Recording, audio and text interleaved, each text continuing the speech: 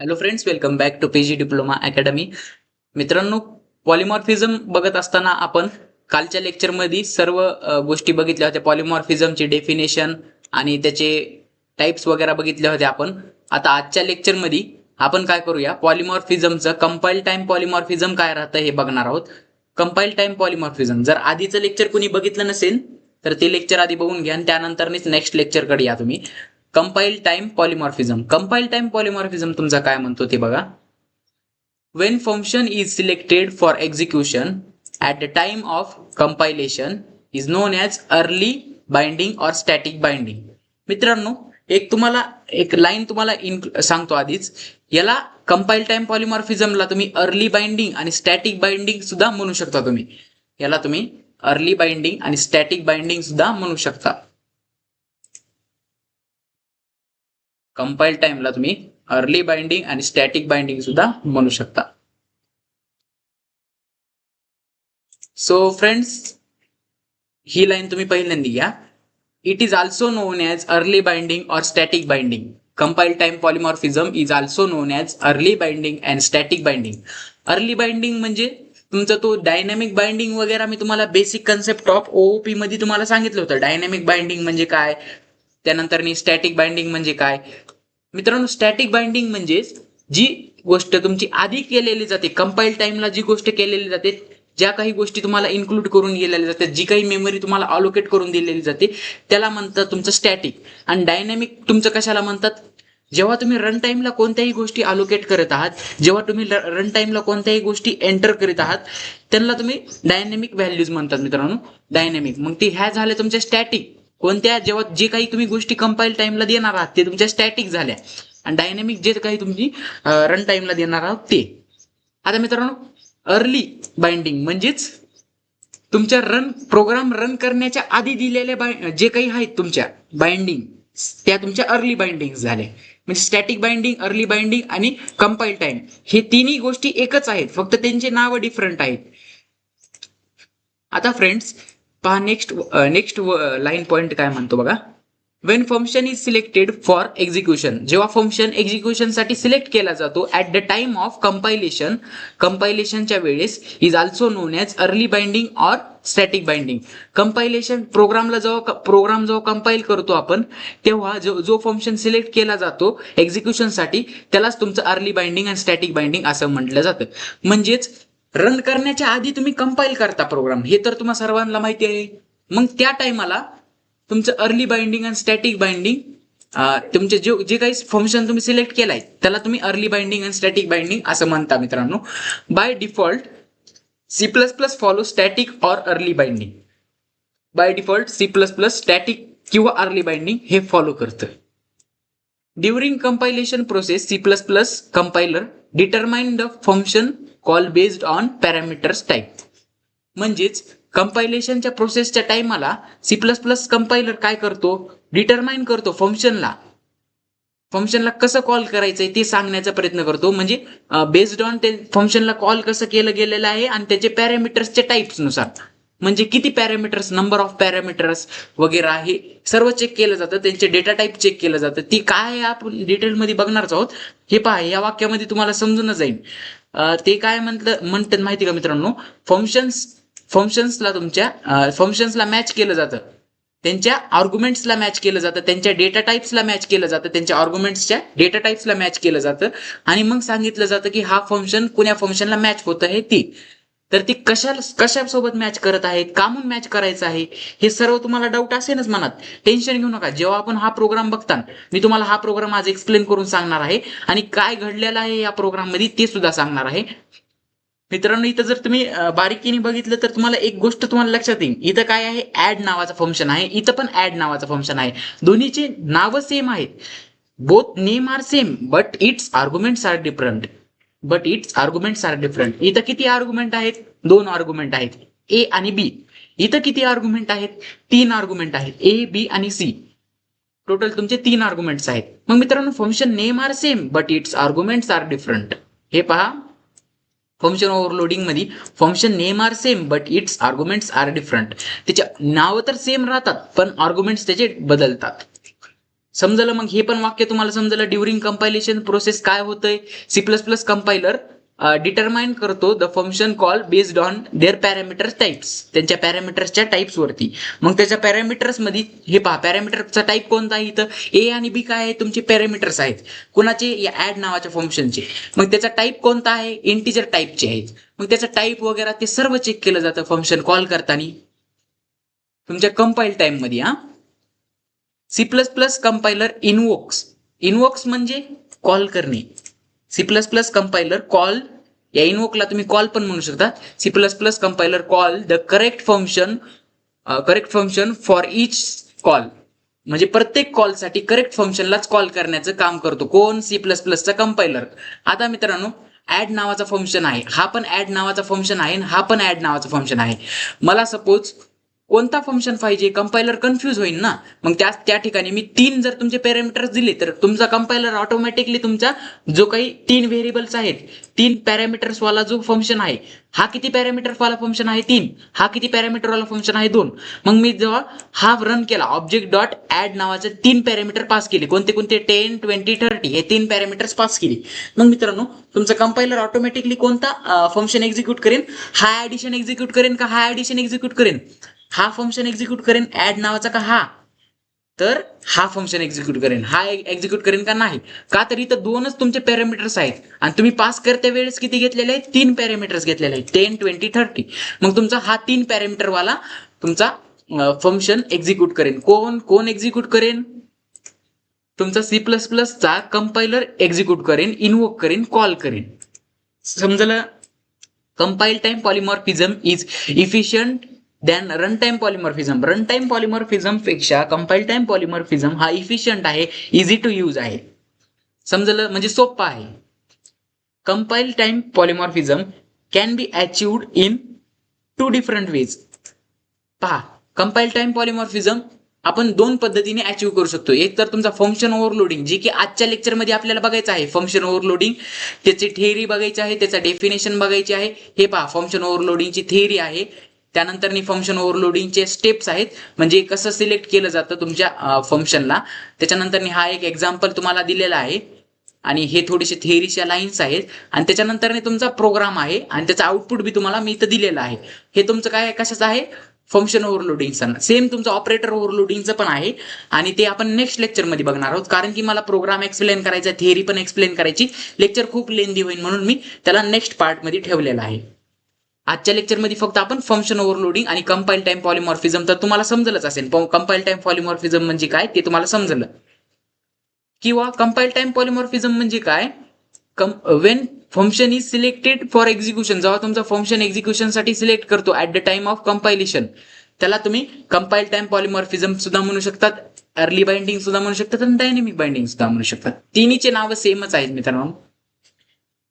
आणि operator overloading एक असतो कुणामध्ये, कंपाईल टाइम पॉलिमॉर्फिझम मध्ये. हे आपण कालच बघितलेलं आहे कालच्या लेक्चरमध्ये. जे कालच्या लेक्चरमध्ये होते त्यांना माहिती असेल, पॉलिमॉर्फिझमचे 2 टाइप्स आहेत, एक तुमचा कंपाईल टाइम आणि एक तुमचा रन टाइम.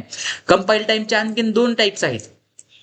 कंपाईल टाइपचे आणखी 2 टाइप्स आहेत, एक तर तुमचा फंक्शन ओव्हरलोडिंग आणि ऑपरेटर ओव्हरलोडिंग. आणि रन टाइम मध्ये एक येतो तुमचा व्हर्च्युअल फंक्शन, जी की आपण तुम्हाला आता सांगितलं मी तुम्हाला फंक्शन ओव्हरलोडिंग आणि ऑपरेटर ओव्हरलोडिंग. त्यातला फंक्शन ओव्हरलोडिंग हा आजच्या लेक्चरमध्ये आपल्याला बघायचा आहे. तर चला, फंक्शन ओव्हरलोडिंग हा कन्सेप्ट काय आहे ते बघूया. फंक्शन ओव्हरलोडिंग म्हणजे काय आधी ते समजून घ्या आणि त्यानंतर फंक्शन ओव्हरलोडिंग कंबाईन तुम्ही समजून घ्या. Overloading means to use same thing for different processes. एकच गोष्ट डिफरंट प्रोसेसेससाठी यूज करणे. म्हणजे काल मी तुम्हाला एक एक्झाम्पल दिलं, एकच तुमची स्त्री असते, ती कुणाची तरी आई असते, ती कुणाची तरी लेक असते व ती कुणाची तरी एम्प्लॉई असते. एकच गोष्ट मल्टिपल प्रोसेस करत आहे, म्हणजे मल्टिपल कामं करीत आहे. ती एम्प्लॉई पण आहे, ती स्टुडंट पण असू शकते, ती कुणाची तरी वर्कर पण असू शकते. समजलं? मग मित्रांनो, ओव्हरलोडिंग मीन्स तिच्यावर कामाचा ओव्हरलोड येतो, त्या कामाचा, तिला ऑफिसमध्ये जावं लागतं, तिला घरचं काम सुद्धा सांभाळावं लागतं वगैरे वगैरे. ओव्हरलोडिंग म्हणजे खूप ओव्हरलोड असतो त्याच्यावरती काम. जसं की तुमचा मॅनेजर असेल, मॅनेजर काय करतो, टीमला तुमच्या लीड करण्याचं काम करतो, टीमला तुमच्या प्रोजेक्ट एक्सप्लेन करण्याचं काम करतो. जे काही तुमचे मॅनेजर आहे ते सॅलरी, तुमच्या क्वेरीज वगैरे ते तुमच्या सॉल्व्ह करण्याचं काम करतो. मग मॅनेजरवरती एक ओव्हरहेड असतो, म्हणजे ओव्हरलोड असतो, म्हणजे त्याच्यावरती एका प्रकारचा टेन्शन बर्डन असतो. सेम त्याच टाईपमध्ये फंक्शन ओव्हरलोडिंग मध्ये काय आहे, मल्टिपल फंक्शन्स तुम्ही एकाच ह्याच्यात यूज करतात, एकाच प्रोग्राम मध्ये. मग overloading means using same thing for different purposes. एकच गोष्ट वापरायची पण डिफरंट कामासाठी, एकच गोष्ट वापरायची पण मल्टिपल कामासाठी. समजलं? आता सपोज आता मी काय करत आहे, माझ्याकडे माऊस आहे, मी माऊसनी हे तुमचं एक्सप्लेन करून सांगत आहे. माऊसने मी सिलेक्ट करू शकतो आणि माऊसने मी तुम्हाला मूव्ह ऑन बी करून दाखवू शकतो. आता मित्रांनो माऊसने मी ह्याला खाली वरी पण करू शकतो. आता मित्रांनो मी माऊसने तुम्हाला टीच करत आहे, पण मित्रांनो मी माऊसचाच यूज करून मी गेमिंग वगैरे करू शकतो का, गेम वगैरे खेळू शकतो का, तर हो. मग मित्रांनो माऊस एकच आहे पण त्याचे प्रोसेस डिफरंट आहेत. इथं मी काय करत आहे, माऊसला तुमच्या टीचिंगसाठी वापरत आहे, पण तिथं मी काय करणार आहे, गेमिंगसाठी वापरणार आहे. समजलं? माऊस तर एकच राहणार आहे, माऊस कीबोर्ड तुमचं एकच राहणार आहे, पण त्याला मी वापरतोय कसं ते तुमचं ओव्हरलोड, म्हणजे माऊसला किती प्रकारे तुम्ही वापरू शकता ते तुमचं एक ओव्हरलोड, त्याला ओव्हरलोडिंग असं म्हटलं जातं मित्रांनो. आता ओव्हरलोडिंग तुम्हाला समजली. फंक्शन ओव्हरलोडिंग काय राहते ते बघा. ओव्हरलोडिंग नुसतं ओव्हरलोडिंग तुम्हाला समजलं. आता फंक्शन ओव्हरलोडिंग हे कंबाईन वाक्य काय राहतं ते तुम्ही समजून घ्या. Function overloading means function name are same but its arguments are different. म्हणजे फंक्शनची नावं सेम असणार पण त्याचे आर्ग्युमेंट्स डिफरंट असणार. आता मित्रांनो या प्रोग्राम मध्ये बघा ऍड आणि हा खाल्ला ऍड हे दोन फंक्शन आहेत वेगवेगळे. त्यांची नावं तर सेम आहेत ऍड आणि ऍड, पण त्याचे आर्ग्युमेंट्स डिफरंट आहेत. इथं किती आर्ग्युमेंट्स आहेत ए बी, इथं किती आर्ग्युमेंट्स आहेत A B C. Arguments different आहेत ना, इथं किती दोनच आर्ग्युमेंट्स आहेत आणि इथं किती 3 आर्ग्युमेंट आहेत, पण त्यांची नावं सेम आहेत ऍड ऍड. मग function name are same but its arguments are different. तर हे काय झालं तुमचा फंक्शन ओव्हरलोडिंग झाला. फंक्शन ओव्हरलोडिंग हा प्रोग्राम तुमचा कशाचा झाला, फंक्शन ओव्हरलोडिंगचा. या प्रोग्राम मध्ये काय केले आपण, 10 आणि 20 पास केलेले आहेत. पहिलं 10 आणि 20 कुणावरती जाणार, ए आणि बी वरती जाणार. 10, 20, 30 ह्या 3 व्हॅल्यू जर पास केल्या तर कुण्या फंक्शन वरती जाणार, या दुसऱ्या फंक्शन वरती जाणार. का तर इथं तीन पॅरामीटर्स आपण घेतलेले आहेत. इथं का म्हणून जाणार नाही, कारण की इथं 2च पॅरामीटर्स आहेत आणि पास करते वेळेस तर आपण 3 केलेले आहेत. मग फंक्शन तुमचा ह्याच्यावरती जाणार नाही, तुमचा कंपायलर इकडे जाणार, ह्याच्यावरती जाणार, कारण की इथं 3 तुमचे पॅरामीटर्स आहेत ए बी आणि सी. 3 पॅरामीटर्स तुमचे तिथे यूज झालेले आहेत म्हणून. समजलं? Function name are same but its arguments are different हे समजलं. With the help of function overloading many function with same name and different argument list. बक्कळ फंक्शन ओव्हरलोडिंगच्या मदतीने आपण मल्टिपल फंक्शन्स बनवू शकतो विथ सेम नेम. म्हणजे ऍड नावाचे किती पण फंक्शन आपण बनवू शकतो सेम नेम, पण त्याचे आर्ग्युमेंट डिफरंट. आता आणखीन एक ऍड नावाचा फंक्शन बनविला आणि त्याच्यामध्ये एकच आर्ग्युमेंट दिला, एच आर्ग्युमेंट दिला तरी चाललं असतं. आणखीन एक ऍड नावाचा फंक्शन बनविला आणि त्याच्यामध्ये मी काय केलं, 4 आर्ग्युमेंट दिले, 4 नंबर्सचे ऍडिशन दिली, म्हणजे ए बी सी आणि डी पण दिलं, इंट डी पण दिलं. मग मित्रांनो मला सांगा किती पण तुमचे फंक्शन्स बनवू शकतो, किती पण तुमचे ऍड नावाचे फंक्शन बनवू शकतो, पण त्यांचे आर्ग्युमेंट्स डिफरंट असतील तर त्याला आपण फंक्शन ओव्हरलोडिंग असं म्हणणार. समजलं? फंक्शनचे नाव सेम पण त्यांचे arguments different. When calling function is executed, program controller goes to function definition. जेव्हा तुमचा कॉलिंग फंक्शन एक्झिक्यूट होतो तेव्हा तुमचा प्रोग्राम कंट्रोलर डेफिनेशनला जम्प करतो, डेफिनेशनकडे जम्प करतो. म्हणजे इंट मेन मध्ये जेव्हा आपण फंक्शनला कॉल केलं, ऍड नावाच्या फंक्शनला, इथं काय केलं, कॉल केला आपण फंक्शनला, तेव्हा आपला कंपायलर प्रोग्राम कंट्रोलर काय करतो, फंक्शन वरती जम्प होतो. आता मित्रांनो जेव्हा ही लाईन एक्झिक्यूट होईल तेव्हा कुठं जम्प होईल आपला प्रोग्राम कंट्रोलर, इथं जम्प होईल. म्हणजे या लाईनला येईल, या लाईनला येऊन ऍडिशन तुमची ए आणि बी ची डिस्प्ले करून टाकेन. मग आउटपुट काय येईल, 30 येईल. ए आणि बी ची व्हॅल्यू 10 आणि 20 आहेत, मग आउटपुट काय येईल, 30 येईल. समजलं? जेव्हा मी ही लाईन एक्झिक्यूट केली तेव्हा कुठं जम्प होणार, इथं. मग इथं जम्प झाल्यावर ह्या तिन्ही व्हॅल्यूचं ऍडिशन आपल्याला भेटणार, ए बी सी चं ऍडिशन इथं आपल्याला डिस्प्ले होणार. मग ए बी सी चं ऍडिशन 60, आपल्याला आउटपुटला काय येईल, हे addition of 3 number 60 as it is आपल्याला आउटपुटला येईल. समजलं? जो फंक्शनला कॉल केलेला आहे तोच फंक्शनकडे प्रोग्राम कंट्रोलर जातो. मग मित्रांनो इथं तुम्ही किती आर्ग्युमेंट दिलेले आहेत, 2 आर्ग्युमेंट दिलेले आहेत, 2 पॅरामीटर्स दिलेले आहेत, 10 आणि 20. इथं किती दिलेले, 10 20 30. मग जेव्हा हा कॉल झाला तेव्हा इथं येणार आणि हा कॉल झाला तेव्हा इथं येणार. मित्रांनो हा कॉल झाला तेव्हा इथं जात आहे का, नाही. हा कॉल झाला तेव्हा इथं जात आहे का? नाही, कारण की डिफरंट आहेत ना त्यांचे. इथं दोनच पॅरामीटर्स तुमचे पास केलेले आहेत, पण इथं 3 पॅरामीटर्स आहेत. तर हा एक्झिक्यूट होईल का? नाही. हा त्याला परफेक्टली मॅच करत आहे. हा त्याला परफेक्टली मॅच करत आहे का? तर तो parameters, number of parameters check करणार. किती पॅरामीटर्स आहेत? 2 पॅरामीटर्स आहेत. इथं पण किती पॅरामीटर्स आहेत? 2 पॅरामीटर्स आहेत. फंक्शनचा नेम काय आहे? ऍडिशन आहे. फंक्शनचा नेम काय आहे? ऍडिशन आहे. त्यानंतर तो काय करणार? डेटा टाईप चेक करणार. इंटिजर डेटा टाईप आहे आणि आपण इथून इन्सर्ट केलेला डेटा 10 आणि 20 हे नंबर्स काय आहेत? हे पण इंटिजर व्हॅल्यूज आहेत. मग तुमचा हे परफेक्टली मॅच होणार. हा तुमचा फंक्शन एक्झिक्यूट होणार. समजलं? आता मी जसं की तुम्हाला सांगितलं की हा काय करतो? मॅच करतो. कुणाला? नंबर ऑफ आर्ग्युमेंट, म्हणजे किती आर्ग्युमेंट्स आहेत?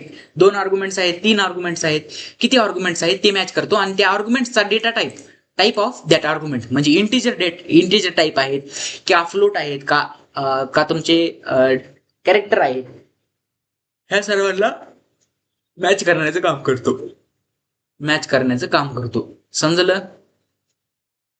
मग जर परफेक्टली मॅच झाला तर प्रोग्राम कंट्रोलर जम्प करतो. आता इथं काय होत आहे? परफेक्टली मॅच होत आहे. कुणाला? याला. मग हे प्रोग्राम कंट्रोलर इथं जम्प होऊन ही लाईन एक्झिक्यूट करेन. आणि जर नाही झाला तर मग एरर मेसेज देईन किंवा तुम्ही फंक्शन डिक्लेअर केला नाही असा मेसेज देईन. मग याच्या मागे काही स्टेप्स आहेत. ते स्टेप्स, ह्या स्टेप्स जरी नाही लिहिल्या, एवढी जरी थिअरी लिहिली आणि त्याच्या रिलेटेड हा एक्झाम्पल जरी दिला, हा प्रोग्राम जरी दिला, तरी तुम्हाला फुल मार्क्स भेटून जातील. हा स्टेप काही नाही, तुम्ही नाही लिहिल्या तरी चालतात. फक्त एक तुमच्या अंडरस्टँडिंगसाठी मी इथं मांडलेले आहेत. काय करतो? काय आहे या स्टेपमध्ये? The function selection. फंक्शनला कसं सिलेक्ट केलं जातं कंपायलर थ्रू? फंक्शनला कसं सिलेक्ट केलं जातं, त्याच्यामध्ये काय काय प्रोसेस, काय काय स्टेप्स इन्व्हॉल्व आहेत ते आपण बघूया. The compiler first tries to find an exact match of function call and function definition. Function कॉलचा आणि फंक्शन डेफिनेशनचा एक्झॅक्ट मॅच होत आहे का ते बघत आहे. म्हणजेच ह्याच्यामध्ये 2 पॅरामीटर्स आहेत, नंबर ऑफ पॅरामीटर्स ह्याच्यामध्ये बी 2 आहेत. ह्याचं पण नाव सेम आहे, याचं पण नाव सेम आहे. मग ह्याचा डेटा टाईप काय आहे? इंटिजर आहे. याचा पण डेटा टाईप काय आहे? इंटिजर आहे. याचा पण इंटिजर आहे, याचा पण इंटिजर आहे. मग हे टोटली मॅच झालं. हे आणि हे याला मॅच झालं, एकमेकाला मॅच झालं. मग मित्रांनो मला सांगा, हे मॅच झालं तर कंपायलर काय करणार आहे? दोन्ही मॅच झालं, फंक्शन डेफिनेशन आणि फंक्शन कॉल. फंक्शन कॉल म्हणजे हा आणि फंक्शन डेफिनेशन म्हणजे हा, दोन्ही मॅच झालं तर आपल्याला काय होणार होतं? कंपायलर फर्स्ट मॅच करणार होतं. मग जर ते मॅच झालं तर एक्झिक्यूट करणार होतं, म्हणजे कंपायलर मॅच म्हणून एक्झिक्यूट करणार होतं. आणि जेव्हा ते मॅच झालं तेव्हा तो त्या फंक्शनला कॉल लावणार. समजलं? If an exact match is not found. जर मॅच नाही झाला, that compiler will choose function depending upon below things match. मग मित्रांनो जर तो मॅच नाही झाला तर तो कन्व्हर्जन थोडक्यात चेक करतो की कॅरेक्टरचं इंटिजर मध्ये आहे का, त्याच्यानंतर फ्लोटचं डबल मध्ये, इंटिजरचं लॉंग मध्ये आहे का, हे गोष्टी चेक करतो. जर मॅच नाही झालं तर मित्रांनो, आणि जर तरी पण मॅच नाही झाले, when above things are not match, then compiler implicitly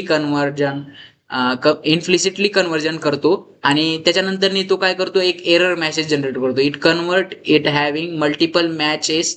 जेव्हा तो मल्टिपल मॅचेस करतो देन त्याच्यानंतर तो एरर मेसेज हा थ्रो करतो. एरर मेसेज आपल्याला आउटपुट स्क्रीनला देतो जर मॅच नाही झालं तर. आणि जर मॅच झालं तर आपलं प्रोग्राम तर सक्सेसफुली रन होणारच आहे. मॅच काय करायचं आहे आपल्याला? हा तुमचा कॉलिंग फंक्शन आहे आणि कुणासोबत मॅच होत आहे? ह्याच्यासोबत मॅच होत आहे का ह्याच्यासोबत? या फंक्शन सोबत मॅच होत आहे, कारण की दोघांचे नाव तर सेमच आहेत पण दोघांचे आर्ग्युमेंट्स डिफरंट आहेत.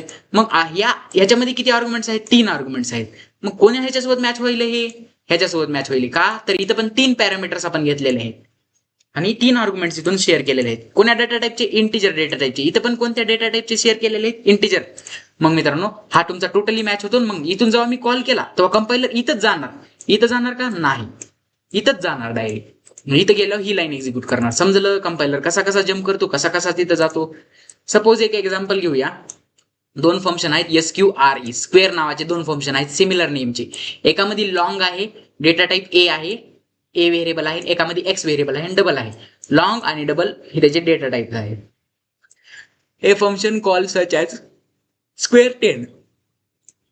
आता मित्रांनो स्क्वेअर 10 काय आहे? इंटिजर आहे. इंटिजर लॉंग मध्ये पण आपण घेऊ शकतो, इंटिजरला लॉंग मध्ये पण घेऊ शकतो आणि इंटिजरला डबल मध्ये पण आपण घेऊ शकतो. इंटिजर लॉंगला पण लॉंग मध्ये पण आपण कन्वर्ट करू शकतो आणि डबल मध्ये पण कन्वर्ट करू शकतो इंटिजरला. मग मित्रांनो तशा टाइमाला तुमचा कंपायलर कन्फ्यूज होणार आणि त्या टाइमाला तुम्हाला एरर मेसेज जनरेट करून देणार आउटपुटला. these will produce error because the int argument can be converted into long as well as double. So compiler get confuse. तेव्हा तुमचा कंपायलर कन्फ्यूज होणार, कारण की मित्रांनो 10 हा काय इंटिजर नंबर आहे, तो लॉंग मध्ये पण कन्वर्ट होऊ शकतो, डबल मध्ये पण कन्वर्ट होऊ शकतो. मग मित्रांनो त्या टाइमाला तुमचा कंपायलर कन्फ्यूज होणार की याला कॉल करायचंय की याला कॉल करायचंय. मग तो तुमचा एरर मेसेज जनरेट करून देणार. समजलं? चला तर मित्रांनो, हा तुम्हाला प्रोग्राम एकदा तुम्हाला आउटपुट स्क्रीनला एक्सप्लेन करून सांगतो. काही नाही, चिल्लर असा प्रोग्राम आहे. फक्त आपण इनपुट घेतलेले आहेत आणि ऍडिशन डिस्प्ले करून घेतलेले आहे. So let's go. आता आपण आपल्या ऑनलाईन कंपायलरवरती जाऊया. सो फ्रेंड्स, आता आपण आपल्या ऑनलाईन कंपायलरवरती आलो आहोत. इथं येऊन युझिंग नेम स्पेस std ही लाईन इन्क्लूड करून घ्या. ही लाईन कामून इन्क्लूड करून घेते हे सर्व जणांना माहितीच आहे. ही लाईन तुमची काढून घ्या. आता फ्रेंड्स, आपल्याला प्रोग्राम रन करायचा आहे. त्याआधी एक ऍडिशन नावाचा क्लास बनवूया, किंवा काही पण डेमो नावाचा वगैरे क्लास बनवा तुम्ही. काय करूया, डेमो नावाचाच क्लास बनवूया. क्लास डेमो नावाचा मी क्लास बनविला. या क्लासमध्ये मी काय करत आहे, तुमचे दोन सिमिलर फंक्शन्स बनविणार आहे. पब्लिक मध्ये PUBLIC पब्लिक मध्ये, पब्लिक सेक्शन मध्ये मी काय करत आहे, तुमचे दोन फंक्शन्स बनवत आहे सिमिलर नेमची. एक वाईड तुमचा ऍड नावाचाच फंक्शन बनवेला. दोन सारखेच फंक्शन बनवणार आहे मी. आणखीन एक तुमचा वाईड नावाचाच VOID वाईड नावाचा ऍड नावाचाच फंक्शन आणखीन एक बनविला मी. आता मित्रांनो मला सांगा, दोन्ही मध्ये काही फरक आहे का? नाही. आता मी काय करणार आहे, पॅरामीटर्स वेगवेगळे देणार आहे. पॅरामीटर्स वेगवेगळे. याच्यामध्ये मी किती पॅरामीटर्स देणार आहे? दोन पॅरामीटर्स देणार आहे. Int A, int B. Int A आणि इंट B मी दोन असे पॅरामीटर्स दिलेले आहेत. आता याच्यामध्ये मी काय करतो, ऍडिशन डिस्प्ले करून टाकतो A आणि B ची. मग सी आउट इन्सर्शन ऑपरेटर डायरेक्टच ऍडिशन डिस्प्ले करून टाकतो मी. ADDITION addition of 2 NUMBERS numbers. Addition of 2 numbers. आता ह्याची ऍडिशन आपल्याला भेटून जाईल काय केल्यावर, A प्लस B केल्यावर. A प्लस B याला क्लोज केलं. आता फ्रेंड्स मला सांगा, हे झालं किती? दोन पॅरामीटर्स. आता इथं मी काय करणार, तीन पॅरामीटर्स बनवणार. इंट A, इंट B, तुमचं इंट C. हे काय केलं मी, तीन तुमचे पॅरामीटर्स बनवले. आणि या तिन्ही पॅरामीटर्सचं सेम मी हीच लाईन इथं पण लिहिणार. सी आउट करून जी लाईन लिहिलेली आहे मी डिस्प्ले करताना 3 नंबरचे ऍडिशन मी डिस्प्ले करून टाकणार. 3 नंबरचे कोणत्या? त्या A plus B plus C या तिन्ही पण नंबरची ऍडिशन मी इथं डिस्प्ले करून टाकणार. मग मित्रांनो, हा एक फंक्शन सेम नाव आहे, हा एक फंक्शन सेम नाव आहे, पण त्याचे पॅरामीटर्स डिफरंट आहेत. इथं किती पॅरामीटर्स घेतलेले आहेत? ABC. इथं दोनच पॅरामीटर्स घेतलेले आहेत डेमो नावाच्या क्लासचे. मग आता मित्रांनो मी प्रोग्राम रन करतो. काय, कसा प्रोग्राम रन करायचा? हा क्लास नेम, आणि तुमचं क्लास नेम काय आहे? Demo, DEMO. डेमो नावाचा D1 हा ऑब्जेक्ट बनवला. आता D1 डॉट या ऍडला पण कॉल लावणार आणि D1 डॉट या ऍडला पण कॉल लावणार. आता बघा मी कसं कॉल लावतो. D1 डॉट ऍड, याच्यामध्ये मी काय करतो, 10, 20 पास करतो. आणि D1 डॉट तुमचं आणखीन एकदा ऍडलाच कॉल लावतो. कोण्या? आता मला या ऍडला कॉल लावायचंय, या ऍड नावाच्या फंक्शनला. याच्यामध्ये मी मग काय करणार, 3 तुमचे पास करणार. 3 तुमचे पॅरामीटर्स पास करणार. 10 झालं, 20 झालं, 30 झालं. हे 3 पॅरामीटर्स मी पास केले. आता मी याला प्रोग्रामला रन केल्यावर आउटपुटला बघा व्हॅल्यू काय येते. पहा, आउटपुटला व्हॅल्यू जशाच तशा आल्या.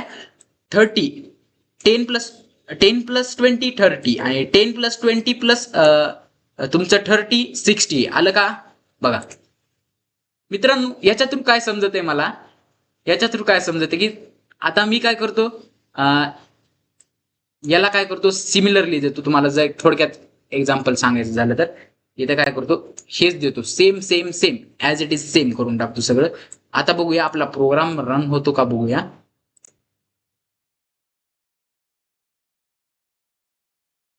पहा मित्रांनो, तुमच्या समोरच एरर आलेला आहे. काय एरर आलेला आहे? तुमचं फंक्शनचं नाव डुप्लिकेट झालेलं आहे. हा पण फंक्शनचं नाव सेम आहे, हा पण फंक्शनचं नाव सेम आहे. मग मित्रांनो असं चालणार नाही. मित्रांनो एकतर तुम्हाला त्याच्यातले पॅरामीटर्सचे नंबर वाढवावं लागेल. एकतर तुम्ही ह्याच्यात पॅरामीटर्स वाढवा, म्हणजे आणखीन एक पॅरामीटर तुम्ही त्याच्यात ऍड करा, पॅरामीटर सी नावाचा. आणि त्या पॅरामीटरला ऍड केलेल्या पॅरामीटरला मी इथं पण ऍड करतो. आणि तुम्ही इथं पास करताना तुम्ही ते तसे पॅरामीटर्स तुम्ही पास करा. आता बघूया, आता आम्ही रन करतो बघा. आता बघा प्रोग्राम आपला आता रन झाला. आता कसं काय रन झाला बरं प्रोग्राम? इथं पहा मित्रांनो कसं काय रन झाला, कारण की मी 2च पॅरामीटर पास केली. ऍडिशन कुणाकडे हे दोन्ही टाइम कुणाला कॉल जाणार? पहिल्याच ह्याला कॉल जाणार, पहिल्याच फंक्शनला. का तर मी इथं दोनच व्हॅल्यूज पास केल्या, इथं पण 2 केल्या, इथं पण 2 केल्या. जर मी 3 केल्या असत्या व्हॅल्यू, ह्या दोन्हीपैकी कुण्या पण एकामध्ये मी 3 व्हॅल्यू पास केल्या असत्या. सपोज मी पहिल्या ह्याच्यात कॉमा देऊन आणखीन एक व्हॅल्यू पास करतो 30. आता मला पहिल्यांदा काय येईल? पहिल्या ह्याच्यात काय येईल मला काय येईल माहिती का मित्रांनो? पहा पहिल्या ह्याच्यात मला काय येईल बघा. पहिल्या ह्याच्यात 16, नेक्स्ट ह्याच्यात 30 येईल. पहिल्या ह्याच्यात 60, नेक्स्ट ह्याच्यात 30. आलं का? ह्याला बदललं का मी? नाही. पण मी फक्त काय बदललं? पॅरामीटर बदलले. वरी 30 टाकले, वरी 3 पॅरामीटर टाकले, खाली 2. मग वरी जर मी 3 पॅरामीटर टाकले तर आधी कुणाला कॉल जाईल? याला कॉल जाईल, या फंक्शनला. भलेही दोघींचे नाव सेमच आहेत, दोन्ही फंक्शनचे नाव सेमच आहेत, पण आधी कुणाला कॉल जाणार? जे पॅरामीटरनुसार ह्याचे पॅरामीटर्स हे आहेत आणि ह्याचे पॅरामीटर्स हे आहेत. सपोज दोन्हीचे नाव मी काय केले? सेम ठेवले. आता बघूया, याला काय करूया? मी फ्लोट बनवूया. याला फ्लोट बनवूया, FLOAT फ्लोट. आणि इकडे पण काय करूया? FLOAT. याला फ्लोट बनवलं. आणि याच्यामध्ये मी काय केलं? दोन्हीचे नाव सेम ठेवलेत ना, मग आता 30 द्यायची काय गरज नाही. आता मी इथं पॉईंट मध्ये व्हॅल्यू टाकल्या, 10.5 आणि 20.5.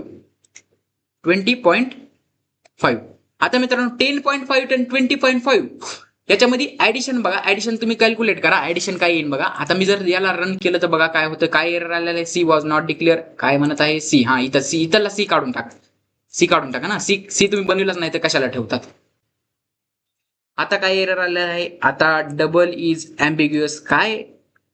Call function overload double is ambiguous. Double तुमचा अँबिग्युअस होत आहे म्हणायले. काय करूया? डबल करूया. इथं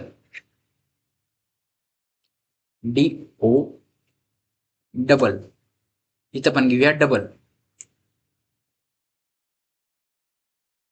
आता बघूया, हे पहा आता प्रोग्राम रन झाला. कसा एरर सॉल्व्ह करायचा कळत आहे का? फ्लोट आणि डबल दोन्ही सिमिलरच आहे, तुम्हाला माहिती. दोन्ही पण डेसिमल व्हॅल्यू साठीच वर्क होतात. सॉरी, दोन्ही पण डेसिमल व्हॅल्यू साठीच वर्क होतात, फ्लोट आणि डबल. मग मित्रांनो दोन्ही सिमिलर आहेत तुम्हाला माहिती. मग मी फ्लोट लिहिलं काय आणि डबल लिहिलं काय? फ्लोट काम नाही केलं तर डबल लिहा, कारण की दोन्हीचं वर्क सेमच आहे. 10.5 आणि 20.5 दोन्हीचं ऍडिशन 31 येते. 31 येते बघा. आता मित्रांनो दोन्हीचं तर इथं पण किती? 2च पॅरामीटर आहेत. इथं पण किती? 2च पॅरामीटर आहेत. पण नंबर ऑफ पॅरामीटर जरी सिमिलर असले पण त्याचा डेटा टाईप वेगळा आहे. ह्याचा डेटा टाईप इंट आहे आणि इथून पास काय केले? इंट. ह्याचा डेटा टाईप डबल आहे, इथून पास काय केले? फ्लोटिंग व्हॅल्यू, म्हणजे डबल मध्ये व्हॅल्यू पास केली. मग मित्रांनो याच्या थ्रू तुम्हाला काय समजत आहे? नंबर ऑफ पॅरामीटर्स आणि टाईप ऑफ आर्ग्युमेंट्स. त्या आर्ग्युमेंटचा टाईप पण चेक केला जातो आणि त्याचे नंबर ऑफ पॅरामीटर्स, किती पॅरामीटर्स आहेत ती पण चेक केलं जातं. त्यानुसार त्याला कॉल लागतो. समजलं? ओके, तुम्हाला आजचं लेक्चर समजलं असेल तर लाईक करा, शेअर करा, सबस्क्राईब करा. Bye bye.